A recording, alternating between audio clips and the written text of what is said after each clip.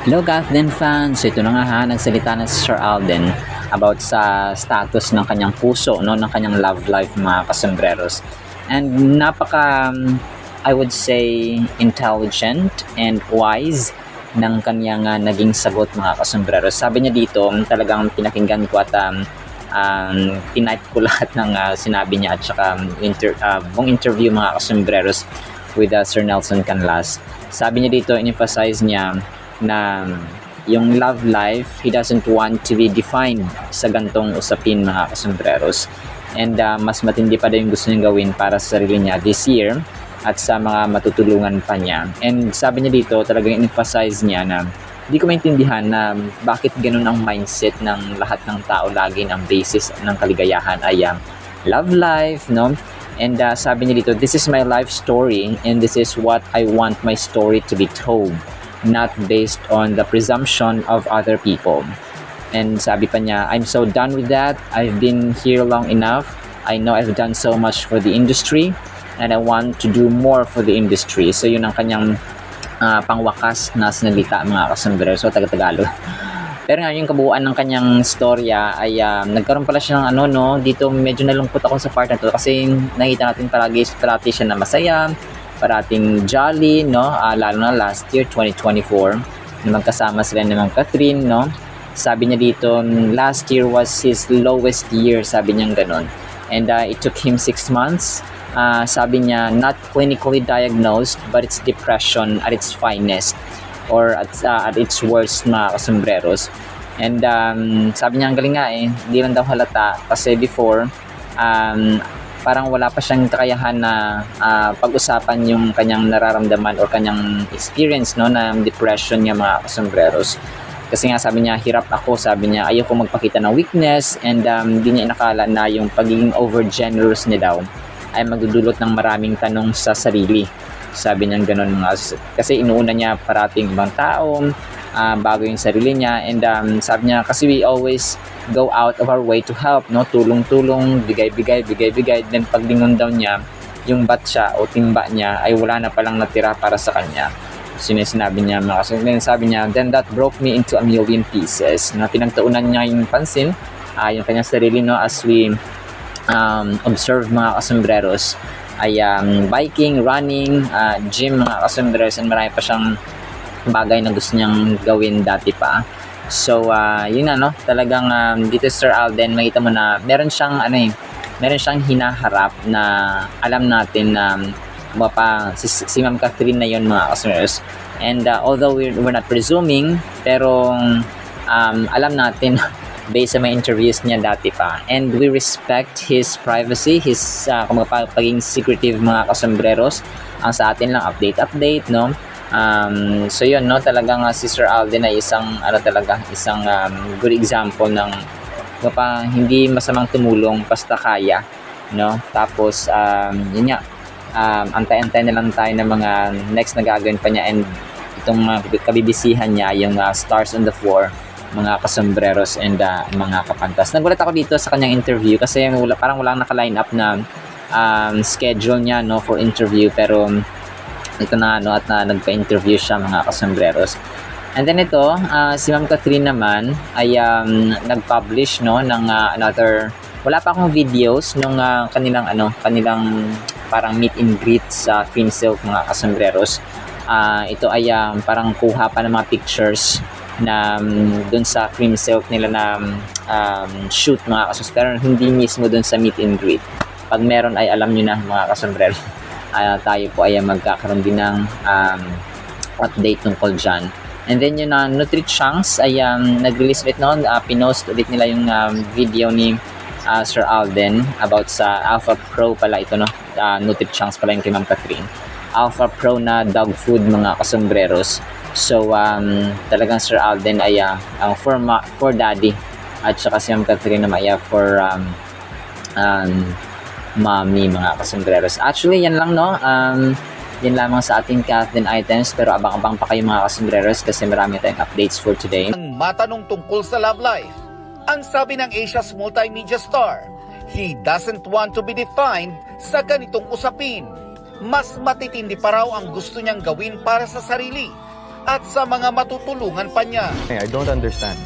Di ko alam, di ko gets bakit ganun ang mindset natin palagi. Na ang basis ng kasiyahan ng isang tao love life. It's just this is my story and this is how I want my story to be told.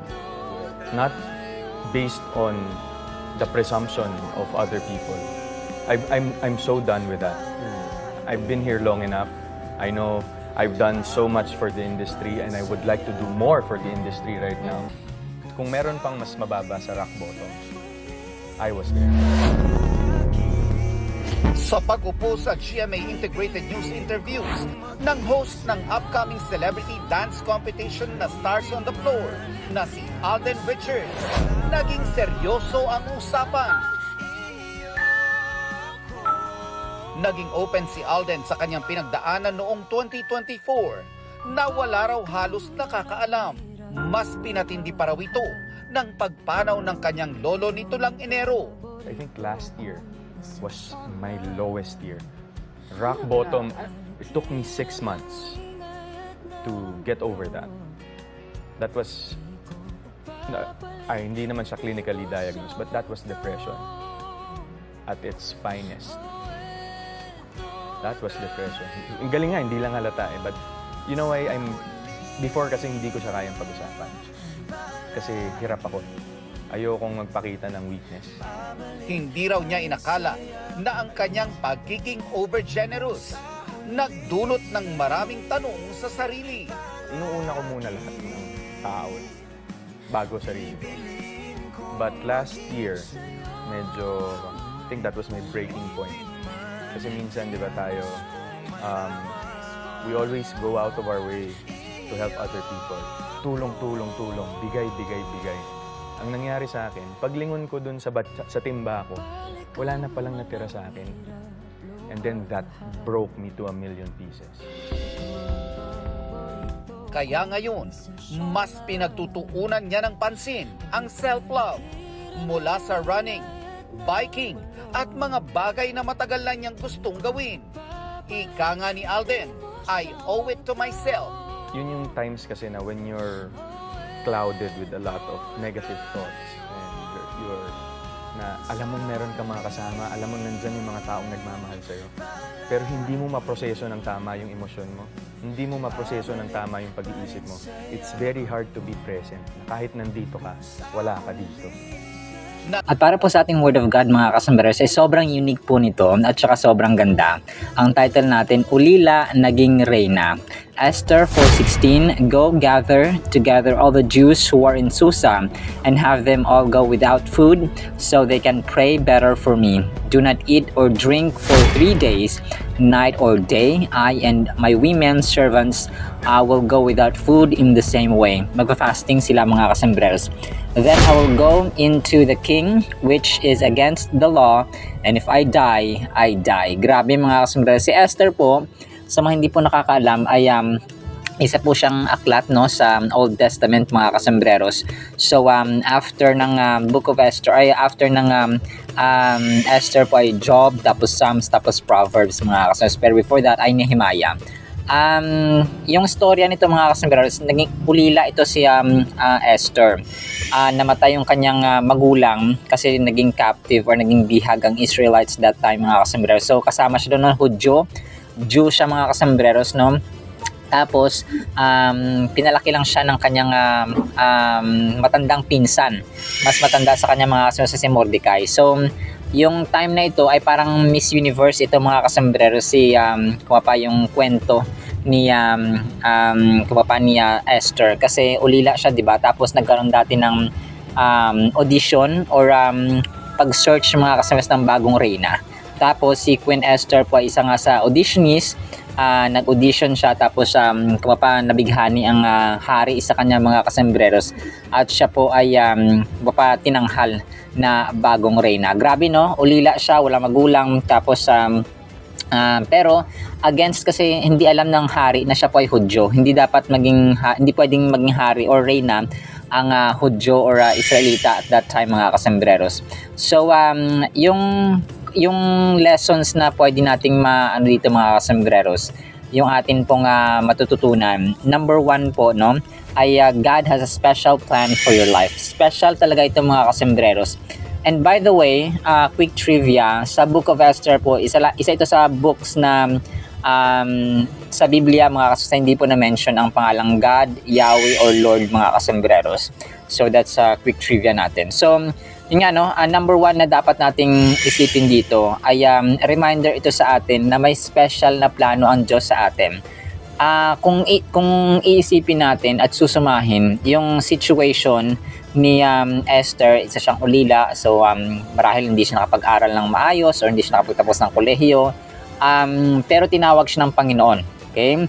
And she was placed sa royal position pa talaga mga kasembreros. Ibig sabihin, reyna ka, no? Ay, tinitingala ka, parang next to the king, next to the president, ikaw ang first lady. So hindi siya by chance lang mga kasembreros yung purpose natin sa buhay natin. Parati nating itong itatak sa ating isipan mga kasembreros na lahat tayo ay may special purpose ang Diyos sa ating buhay. And hindi sa yung pagkakareyna at pagkakahalal kay pagkakapili no kay Esther ay special na plano sa kanyang buhay. And hindi yon by chance mga kasembreros. Nga sabi nga sa Proverbs 16:9, in his heart a man plans his course, but the Lord determines his steps. So may plano man tayo, kung hindi will ng Panginoon, kung hindi plano ng Panginoon, ay hindi ito mangyayari mga kasembreros. And another lesson na dapat nating tandaan sa story ni Esther ay the time to follow God's plan is now. So, yung verse natin mga kasembreros kanina na sabi niya dito, if I die, I die. Napaka-powerful nito mga kasembreros kasi by hook or by crook, no? Life and death situation ay kung gagawin niya.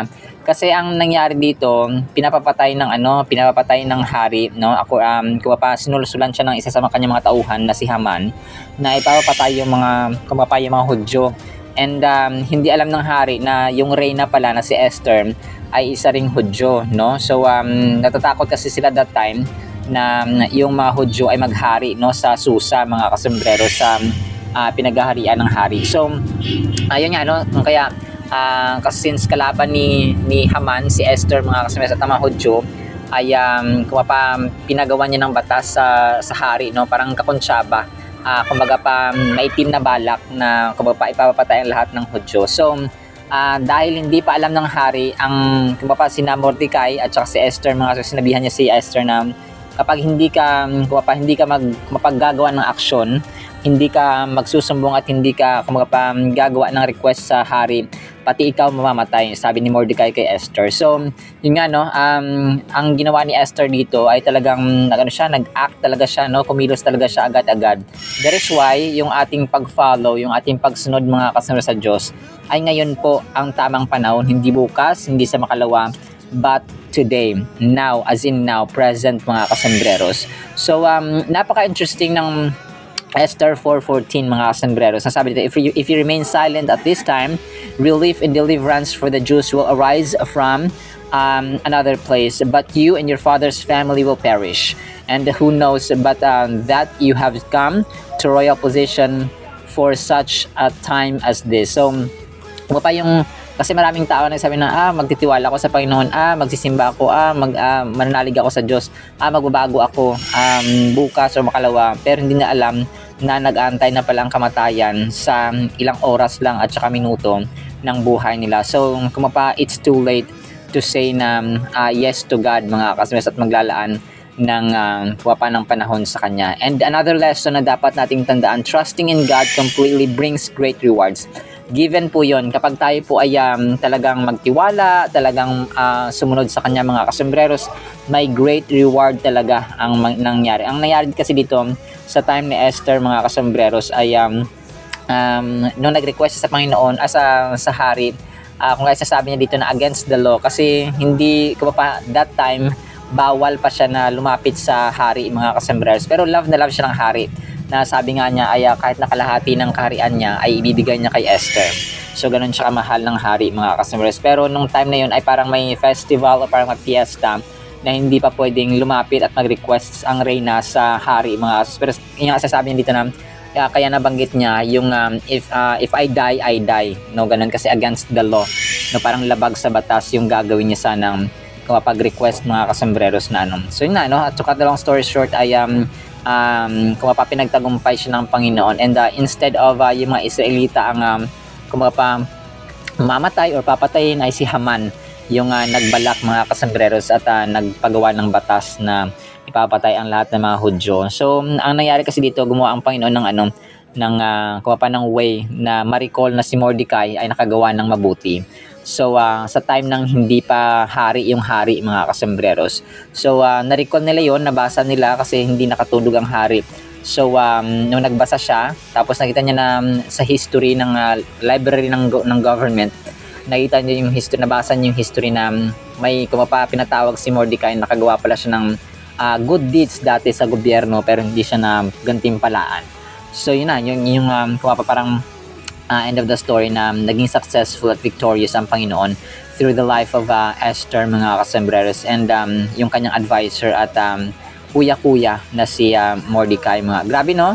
Actually napakaganda ng Book of Esther mga kasembreros, para siyang Miss Universe audition tsaka pageant mga kasembreros sa present time natin. Pero nga may special purpose ang Panginoon sa bawat isa sa atin. Alright, so lang po in the meantime nawa pa ipagpalaan po tayo ng pag-ibig, pananampalataya at pag-asa in the mighty, holy, sweet, magnificent name of the Lord Jesus Christ. And everyone said, Amen and Amen. See you sa next segment po mga stars, and paalam po. I love you all.